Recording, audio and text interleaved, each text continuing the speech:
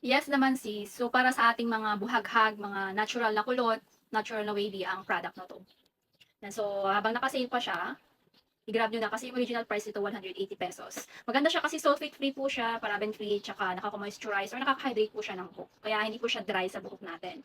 And puwede niyo po siyang palisan ng kanilang hair mousse para ma-lessen po yung, pagka-frizz after ng, paglagay natin ng curling cream. Kasi kapag curling cream lang, siguradong lalabas diyan yung mga frizz ng buhok natin kagaya nito. So if nagmamadali naman kayong mga kaayat sa mga lakad niyo, gusto niyo matuyo agad yung buhok niyo, puwedeng ito lang yung gamitin niyo. Kaso nga lang, magaspang po siya sa buhok. So puwede niyo pa rin siyang lagyan ng kahit konting curling cream or leave-in conditioner para hindi po magaspang yung effect niya after. Maganda rin itong hair mousse nila mga kaayat kasi meron din po siyang moisturizing effect. Tsaka no flaking po siya, long lasting hold. Yes, nagtatagal talaga siya ng at least isang araw. Lalong-lalo na kung maingat ka sa buhok mo. And mabango siya mga kaayat. Ang ganda. So if ikaw yung hindi mahilig sa hair gel, pwedeng hair mousse yung ipares niyo po sa curling cream niyo or sa leave-in conditioner niyo.